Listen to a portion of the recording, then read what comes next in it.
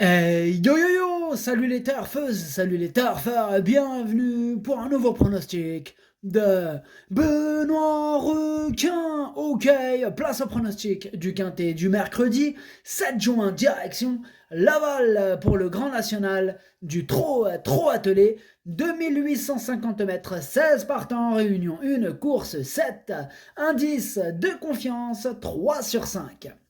Petit retour sur le quintet à l'envers du mardi 6 juin, il y a eu du trouble fait à l'arrivée.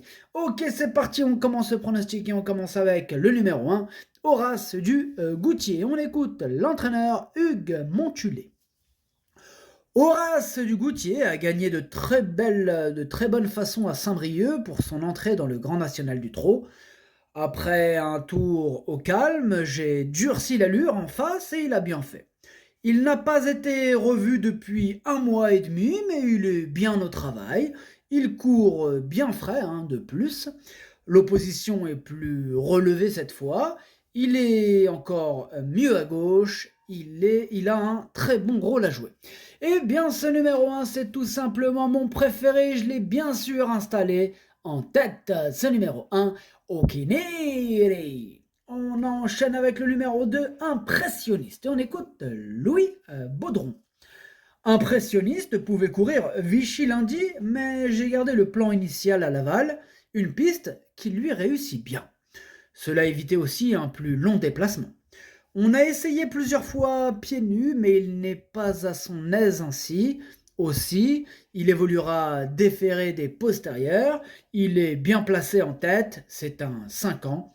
J'envisage très sérieusement le podium. Eh bien, il est super chaud, Louis Baudron, avec son impressionniste numéro 2. Moi, je l'ai gardé aussi très haut, il me plaît beaucoup. Je l'ai gardé en troisième position. C'est une première chance. En plus, bon, il part premier poteau. Tous les feux sont au vert. Ce numéro 2, du coup, en japonais, Daisani. On passe au numéro 3 à Galileo Bello. Et on écoute Madame Anne-Françoise Donati Marcillac. Galileo Bello s'était fait mal en montant sur le mannequin et avait enregistré 2 disqualifications. Tout est rentré dans l'ordre. J'ai essayé de le préparer au mieux pour ce bel engagement au premier poteau. Il apprécie particulièrement la piste de Laval où il a réalisé de bons chronos.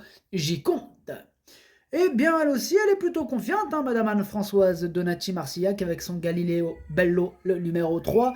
Alors du coup, moi, ce numéro 3, c'est lui mon gros regret. Et oui, on ne peut pas tous les mettre, mais c'est lui mon cheval de complément en cas de non partant. Attention, possible cassage en vue.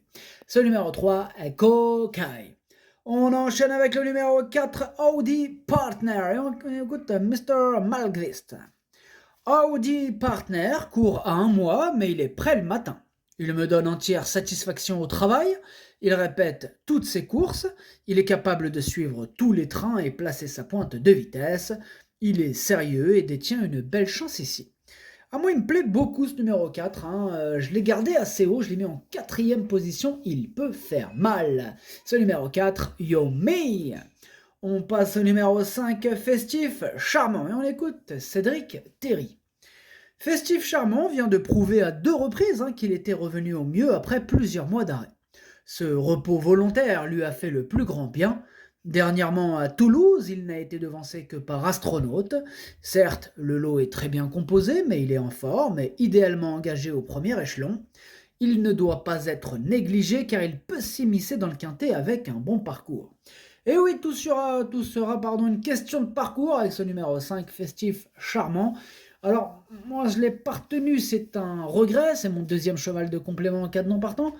Bon, maintenant, voilà, il sera à l'affût de la moindre défaillance des chevaux en vue.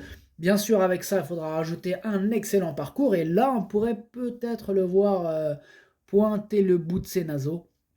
Il faudrait quand même pas mal de conditions.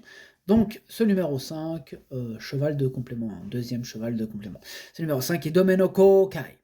On enchaîne avec le numéro 6, Hidalgo des Noé. On écoute Stéphane Provost.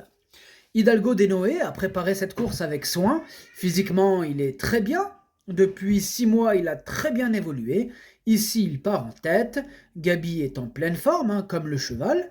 Je ne l'ai pas déféré des 4 pieds depuis plus d'1 an. Je pars très confiant. Ah bah ouais, il est super chaud lui aussi. Il y a beaucoup d'entraîneurs super chauds ce mercredi.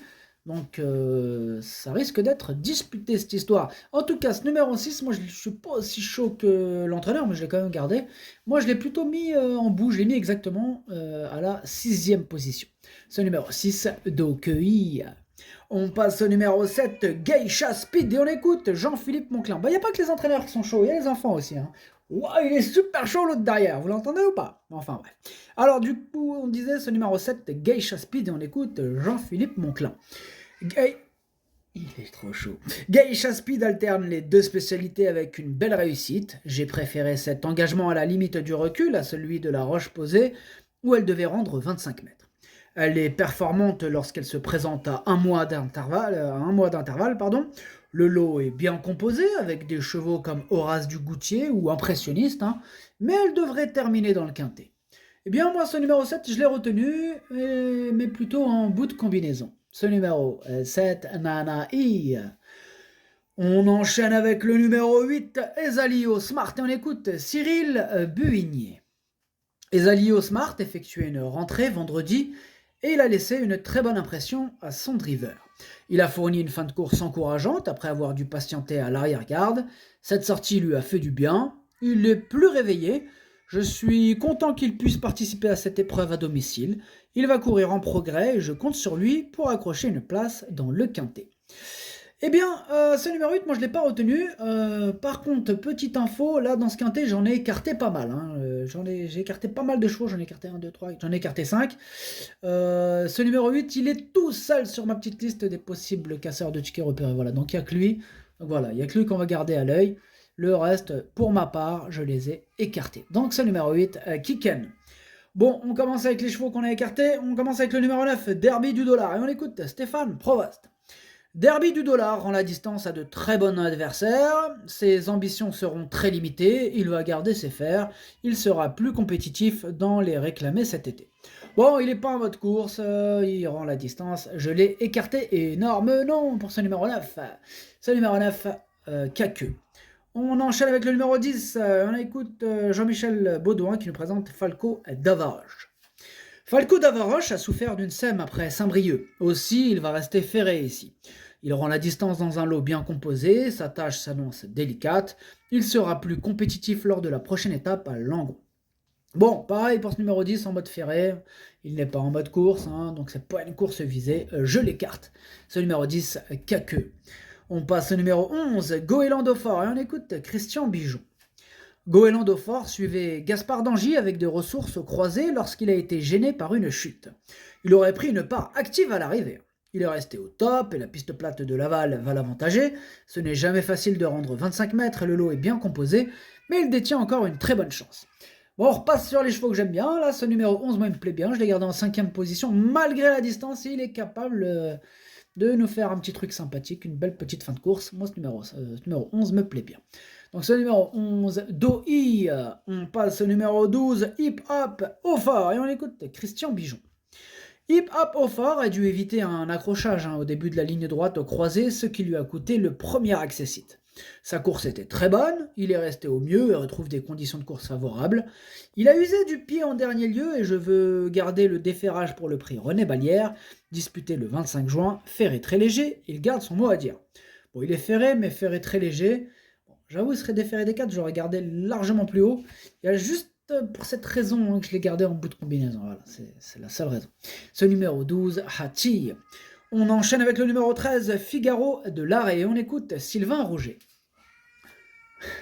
Figaro de l'Arrêt avait bien tenu sa partie avec les fers début janvier à Vincennes lors d'une prestation à l'attelé, mais il est nettement plus à l'aise au trot monté.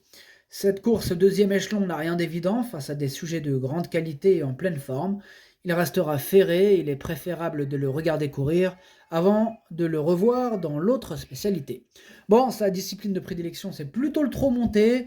Là, Sylvain Rouget a bien expliqué la situation, pas la peine d'en rajouter, du coup, je l'écarte.